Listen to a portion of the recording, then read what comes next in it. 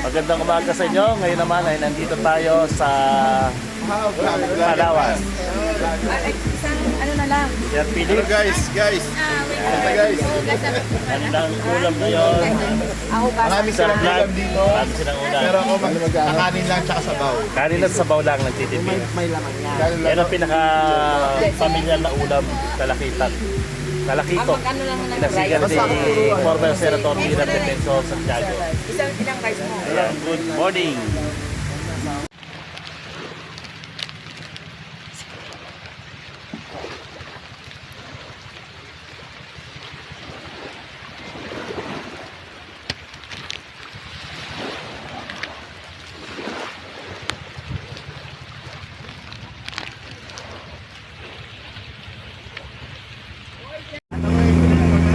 Okay, magandang umaga from Port Barton, Palawan.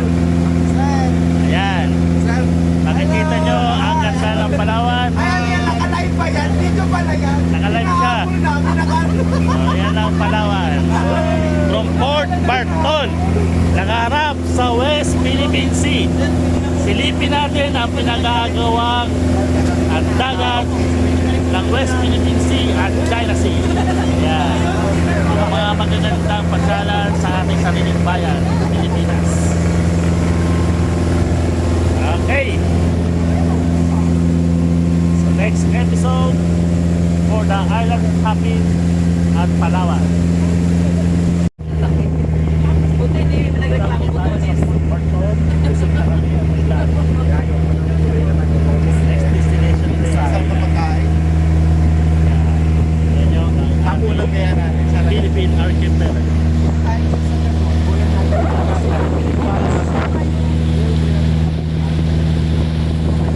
Ating Islas de Pilipinas. hindi natin makakapag. Hindi hanggang 11 sila. Ay, kasi may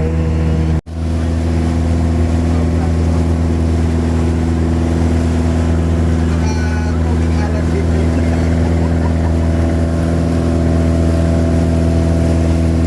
Sa madaling yan po. Nabalabang na. Parang natin. Abor na. At pala tayo ako na resort.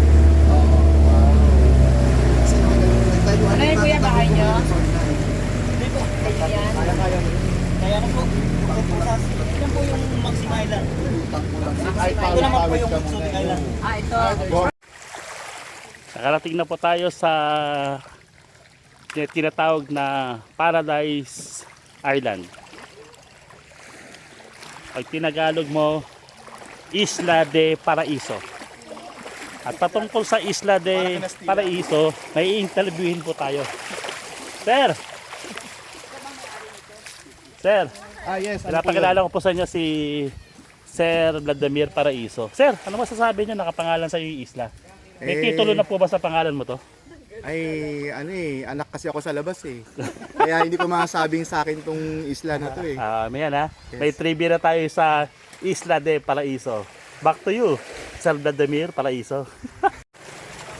Okay, again, nandito tayo sa Palawan. Part of island hopping. So nandito tayo ngayon sa tinatawag nilang Sandbar Island. Ayan. Nasa gitna siya ng dagat. Ayan. So high tide ngayon, may kapiraso nakalabas. Ayan. So ang tawag sa kanya ay Sandbar Island. From Palawan, Philippines. Ayan po siya.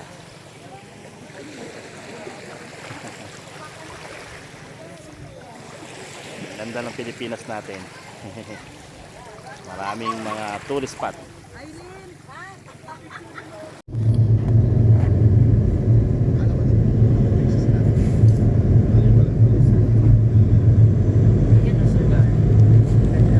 On the bay. Yan.